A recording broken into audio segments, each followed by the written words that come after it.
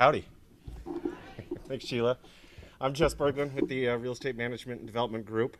And as Sheila said, we're a relatively new organization or division in the department. And we were brought on as a directive by the administration to optimize the real estate assets that the department already owns. And so I just wanted to kind of get into a little bit of the program, how we came and we're revisiting and revamping the way that we're looking at surplus property that TxDOT does have. And a little bit of, we're looking for improvement efficiencies. And so some of the differences that we're trying to implement are traditionally the disposition process, as you know, is a reactive process. It'd be a piece of right-of-way out there, a sliver of land, or a pad site, something like that, and it would get, we'd start the process when a third party would come in, whether that be a budding landowner, a city, another government entity, or even a third party, and that's when we would kind of start get the ball rolling with disposition. And as we're looking at that, in order to get the highest and best use, price, and look out for the taxpayers, be a steward of the taxpayers' money, we decided to try to implement a more proactive process.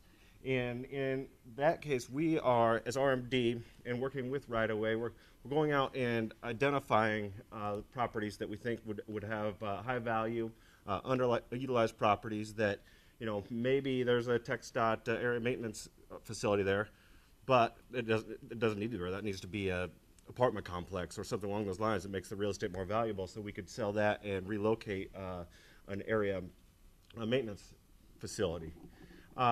Typically, in the former process, the buyer would set the price, and that being said, they say, hey, we want to buy this piece of right-of-way or a facility, and TxDOT would say, go ahead and get a survey and get an appraisal. An appraisal would come in, and we would close along that. We'd typically use that as the transaction price.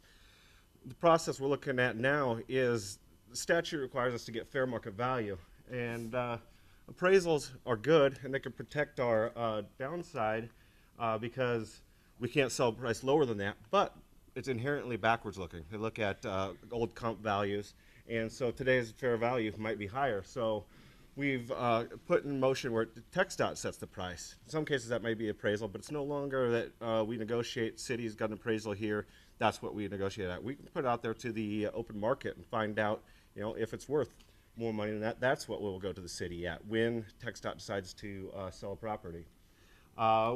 We've got real estate contracts with real estate brokers and professionals out there to help us gauge the market, and then that helps us be a little more educated as we begin the actual disposition process.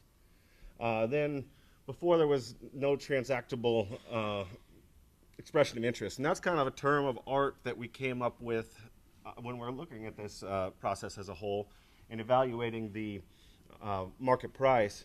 Is we'll be talking to market participants, and in order to officially kick off a process, we want to have them give us in writing an expression of interest. It's non-binding, but what we want to do is, if it goes to sealed bid, we want somebody to show up. We want to go through all the process and have everybody go through the loops without knowing somebody's going to show up at that sealed bid. And like I said, we've got real estate professionals and brokers with some of the largest firms in Texas that will cover statewide. When we went through an RFP process to get them on board with us and help us out. This is probably you probably already know this. We've got two major categories of real estate in TxDOT. We have right-of-way, which is acquired for roads and some of it's through eminent domain, but I think everything else is pretty much considered acquired under the threat of eminent domain. Then we've got facility sites that are acquired other than for land to build highways. The major difference between those is the statutory process, in which if it's right-of-way property, when we decide to sell it, first we've got to go to the government entity and offer it to sale for them. And if they turn it down, then the abutting landowners have a priority right.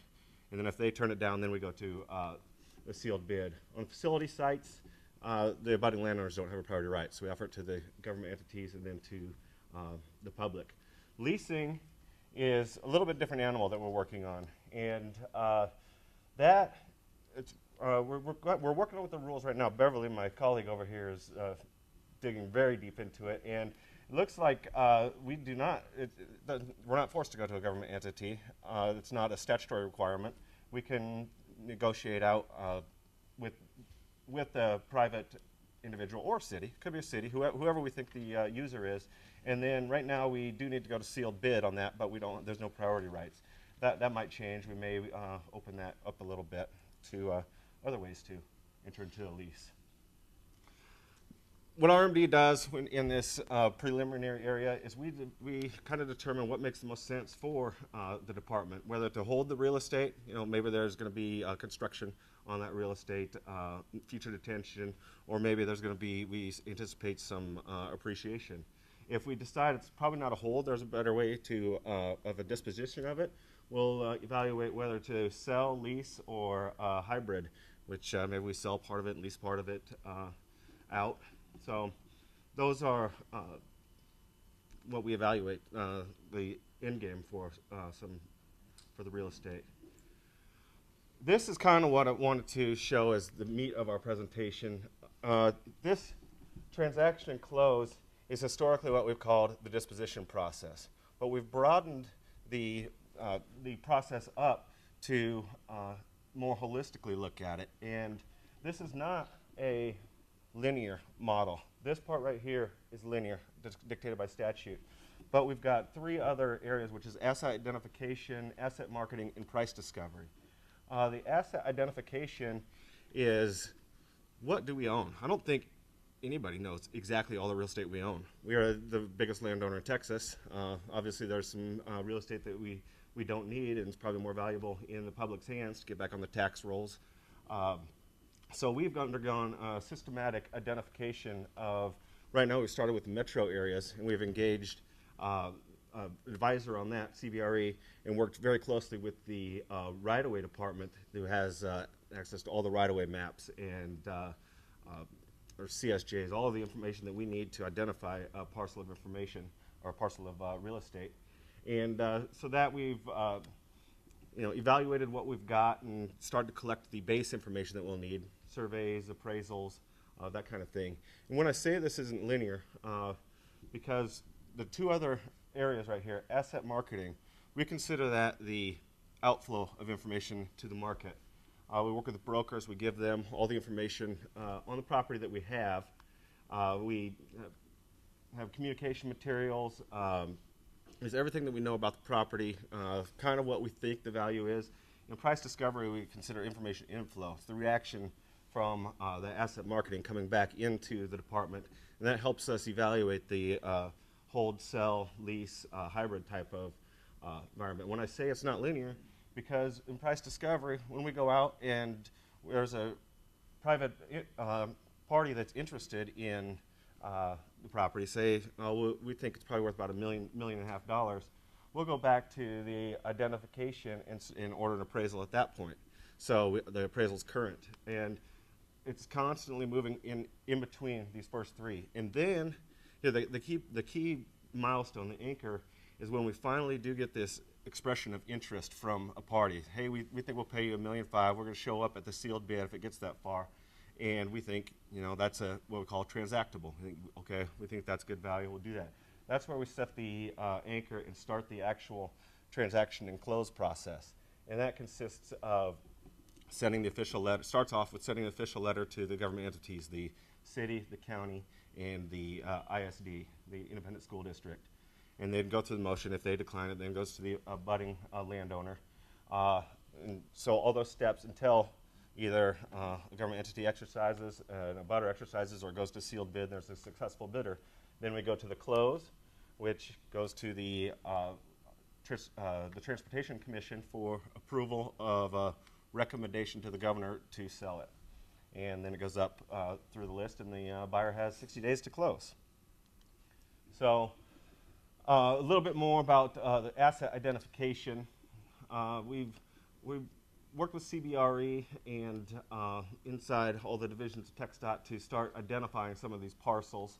Our goal is to get as close as we can to a full database of all the property that TxDOT may own, or TxDOT owns, whether it's surplus or needed. Also, we work with the DEs, I should probably say with the district, because I work a lot with the area engineers and the planning directors. And when we see a piece of property that we think is surplus, we work with the district and say, hey, we think this has some value. What can we do to go ahead and move this property forward to a disposition? This kind of talks about the information that we get preliminarily that we'll need to have a disposition, a survey, appraisal, environmental site assessments, the list of the abutting landowners to notify, conveyance documents, etc. The asset marketing, like I said, this is the outflow of information to the market. We've got property signs that the brokers put out there. A lot of it is the broker will be the face to the end user. We will feed that information through the broker. We're working on an external website for the department that will show everything that we've got available. We'll work on property tours, just get as much information out there as we can. And then in the price discovery, that's what comes back to us. We get the reports from brokers. They've been talking to people, whether they're going to put in, they think they're going to put in a letter of intent, what they think the value is. It ends in an expression of interest, which would probably wrap up those first three stages. And after once we get the price discovery back, we can kind of really evaluate those hold, sell, lease options. And this would be the final stage, the actual transaction and close, and that's where we start getting into the deadlines. A government entity will have 30 days to express interest. We've kind of tweaked that to we're giving them 30 days to commit to purchasing now, and then if they don't commit to purchase after that 30 days, then if it's right away, the adjacent landowners will have the right to commit to purchase for 30 days. And after both of those priorities are cleared, we go to sealed bid, which requires us to advertise in the newspaper, and we can set the bid out 20 days. And that is the minimum. We could stretch that out to, if we think there needs to be more due diligence on the side of the purchaser, then maybe we set that out 30 days to give them a little bit more time. And then these time frames are pretty well fixed. So what we've kind of done is added a little bit more flexibility to the program in order for TxDOT to properly value and essentially get the best value for the taxpayers, because in the end the taxpayers for the state of Texas do own all of the real estate that TxDOT owns. And that is a summary of my presentation. I was wondering if anybody has any questions.